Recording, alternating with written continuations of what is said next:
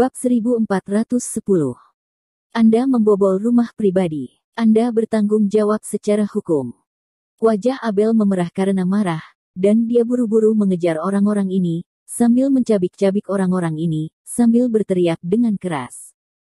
Faktanya, dia tahu bahwa dia tidak bisa menghentikan Derek dan yang lainnya sama sekali.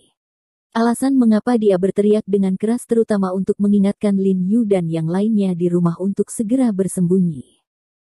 Jangan khawatir, Tuan Abler, apapun tanggung jawabnya, kami akan menanggungnya. Derek berkata dengan lemah, melepaskan tangan Abler, dan buru-buru masuk ke dalam rumah dengan kepala terangkat dan anak buahnya. Begitu Derek dan yang lainnya memasuki ruang tamu, 3 pria kekar berjas hitam bergegas mendekat dan menghalangi jalan mereka. Kamu siapa? Wajah Derek merosot, dan dia bertanya pada ketiga orang ini dengan dingin. Ini seharusnya kami yang memintamu. Salah satu dari 3 pria kuat berjas hitam berkata dengan dingin, ini kediaman Tuan Abler. Bagaimana Anda bisa mengizinkan Anda masuk tanpa izin? Kami adalah pengawal Mer. Abler dan memikul tanggung jawab untuk menjaga panti jompo Mer. Abler. Orang di sebelah kiri segera berkata dengan suara yang dalam, tidak ada yang bisa masuk tanpa izin Tuan Abler. Derek tiba-tiba mencibir dan berkata dengan jijik, Pak Abler memang pantas jadi raja minyak dunia, kaya dana, dan punya banyak pengawas. Ada kelompok di luar rumah, dan ada kelompok di dalam rumah. Kita istimewa, cepatlah keluar dari sini, jangan menghalangi pekerjaan kami. Abel yang berada di halaman tercengang ketika mendengar kata bodyguard, dan dia pun curiga, di mana bodyguard di halaman rumahnya. Semua pengawalnya sudah lama diusir olehnya. Dia buru-buru berjalan menuju Drake dan yang lainnya, melihat ke dalam dengan hati-hati, wajahnya tiba-tiba berubah. Saya melihat bahwa ketiga pengawal itu adalah pengemudinya di sebelah kiri dan yang lainnya, dan salah satu di antara mereka ternyata adalah Kui Mulang. Abel bereaksi seketika, Lin Yu pasti sudah mengatur semua ini, tapi dia tidak pernah menyangka Lin Yu akan mengatur Kui Mulang untuk maju dan memblokir Derek dan yang lainnya. Tetapi ketika dia memikirkannya, dia menjadi pucat, Lin Yu berani melakukan ini, nah Derek dan yang lainnya pasti tidak tahu Kui Mulang. Memang, melihat seluruh musim panas yang terik, hanya sedikit orang yang tahu Kui Mulang, apalagi di Amerika Serikat, jadi Lin Yu lega mengirim Kui Mulang keluar, menambahkan garis pertahanan lain untuk sementara. Saat ini, Lin Yu bersembunyi di kamar sarana bersama Bai Rentu dan Ani. Bai Rentu memegang 2 belati di tangannya dan menatap dengan dingin ke pintu. Selama Derek dan yang lainnya membuka pintu, tangannya belati akan segera terlempar.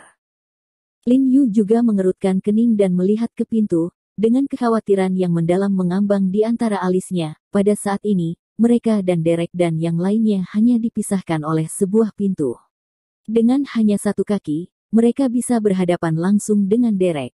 Pada saat itu, tidak hanya nyawa mereka yang terancam, tetapi perlakuannya terhadap sarana juga akan gagal total. Ani duduk di tempat tidur dengan mata tertutup, di samping sarana, dengan lembut memegang tangan sarana, berdoa di dalam hatinya, berdoa agar Derek dan ayahnya tidak pernah masuk. Hentikan mereka untukku. Melihat Kui Timberwolf, Abel segera menjadi percaya diri dan berteriak, lalu bergegas ke Derek sambil menatap dan berkata dengan dingin, kalian bertiga adalah pengawal saya dan anak buah saya yang telah mengikuti saya selama bertahun-tahun. Siapapun yang berani, jika Anda memindahkan Anda, itu sama dengan memindahkan saya. Beberapa orang, Anda telah melihatnya sekarang, kami sama sekali tidak memiliki orang luar di sini. Pada saat ini, pengurus rumah tangga tua yang menyelesaikan panggilan juga bergegas. Apa menurutmu kita ini anak berusia 3 tahun? Derek berkata dengan wajah cemberut, kamu memiliki begitu banyak ruangan di sini, kita harus mencari untuk menentukannya. Kamu berani. Abler mengangkat kepalanya dan berkata dengan suara dingin, Agung. Tuan Abler, mereka sudah masuk.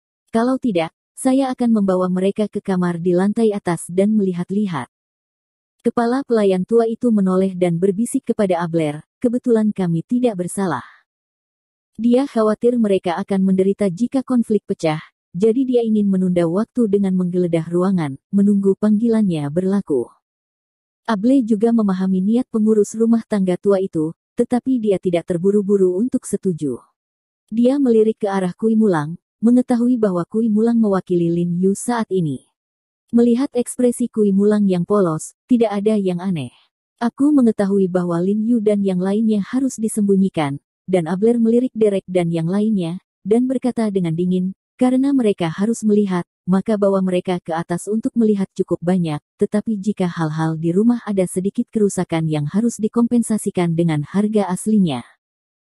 Jangan khawatir, Tuan Abler, kami di sini untuk mencari seseorang, bukan untuk menghancurkan barang-barang Anda. Derek mencibir, dan kemudian mengedipkan mata pada keempat bawahannya. Ekspresi keempat bawahan ini segera berubah. Mereka sangat berhati-hati dalam sekejap, dengan hati-hati memeriksa peralatannya, dan mengeluarkan belati dengan tangan kirinya. Tangan kanannya memegang pistol dengan erat, dan kemudian dia mengikuti kepala pelayan tua dan Derek ke atas. Woods berdiri diam di aula, terbatuk sedikit, dan dengan rasa ingin tahu bertanya, Tuan Abler, di mana jenazah Nona Sarana disimpan? Mampu melirik Woods dengan dingin, tetapi tidak memperhatikannya sama sekali, sehingga Woods harus tertawa 2 kali. Di bawah kepemimpinan pengurus rumah tangga tua, Derek menggeledah lantai 2 dan bawah tanah villa dan tidak menemukan apapun. Setelah kembali ke lantai 1, kepala pelayan tua itu membuka satu persatu kamar di lantai 1 untuk diperiksa oleh orang-orang Derek, tetapi hanya tidak membuka pintu kamar tempat Sarana berada. Setelah Derek memimpin beberapa orang untuk memeriksa kamar lain, dia melihat ada pintu kamar lain yang belum terbuka.